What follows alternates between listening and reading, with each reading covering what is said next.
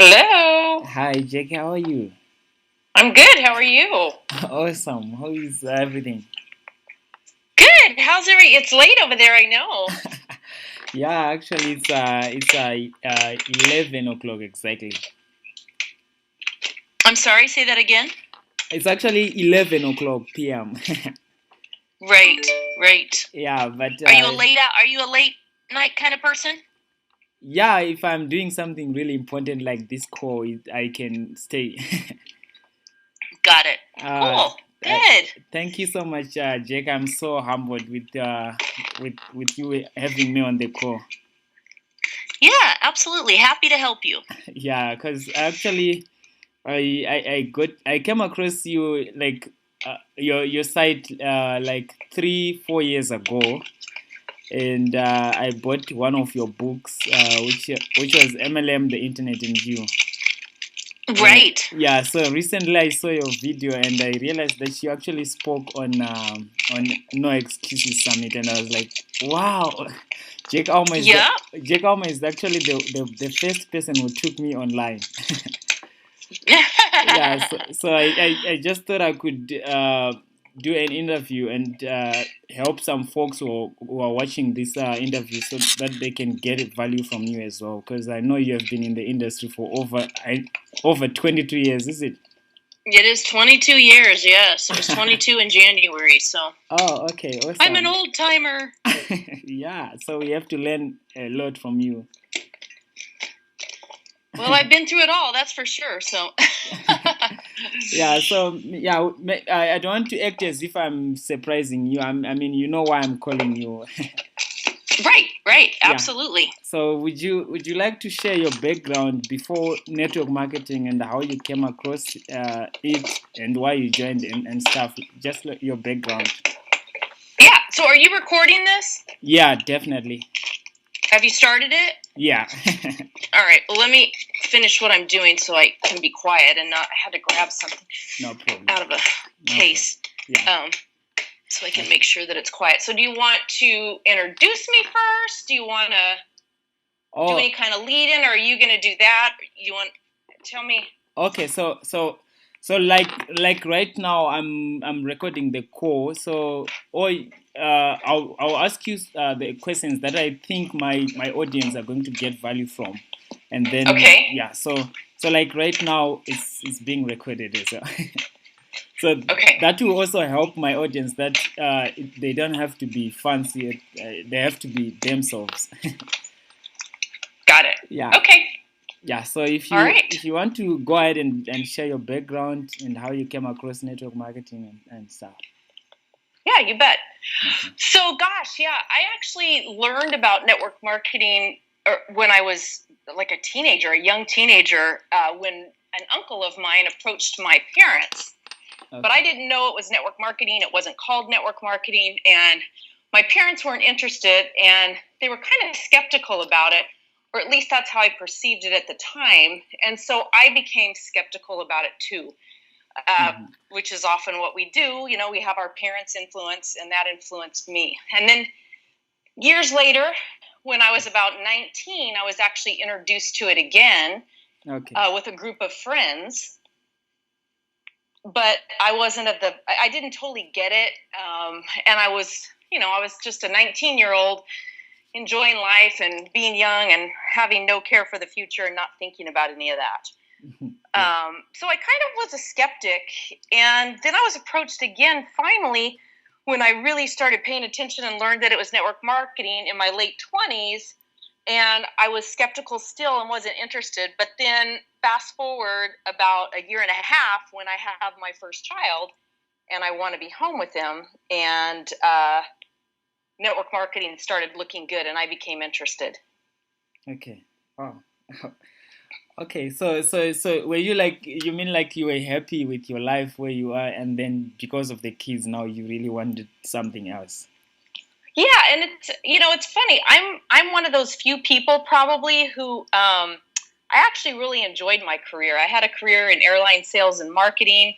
I traveled around the world on an expense account and wined and dined corporate travelers, and it was fun. I really enjoyed my job. So, but when I was when my husband and I decided to start a family, we agreed that one of us would be home, and I knew that would be me, and I wanted to do that, but it wasn't like I wasn't unhappy in what I did for a career. So maybe that's one reason why I wasn't ever open to it either. I liked what I did. Wow. Okay. So, like, you have actually grown your business, most of the your business online, right? Yes. Yeah, because I watched your video when you spoke at No Excuses Summit, and I was like, wow, that's amazing. And so, if someone is just getting started online, they have no clue, they are tired of chasing family and friends, like I was 4 years ago, because I'm really passionate. I love this industry, but I was tired of bugging friends. If someone is just getting started online, what would you advise them to do if they want to generate leads, sign-ups for their business? What would be the one thing that should? Because I know you are so much good in terms of social media and online marketing as well. Well, I'm a big advocate, and this is how I was taught. So, this is what I was taught to do back in 1999 when I actually started online.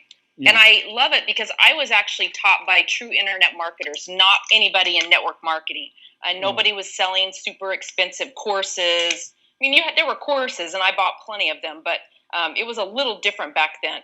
But Yeah. what I was taught to do was build a website. Now, today that's called a blog, but back then it was called a website, Yeah. and build an email list. Okay. Create something of value to offer people and have them sign up for my email list and begin to build a relationship with that list.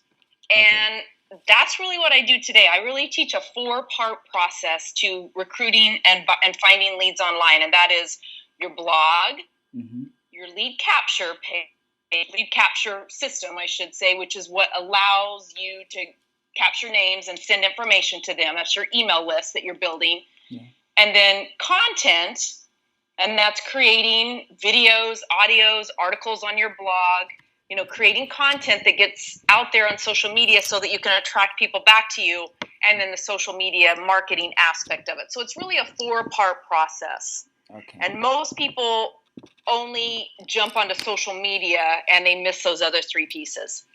Okay. Yeah. So, because I'm actually taking notes. So yeah. So exactly. So people have to really focus on creating content, getting their blog out there, and then creating their lead capture system so that they can capture the email subscribers and build their list.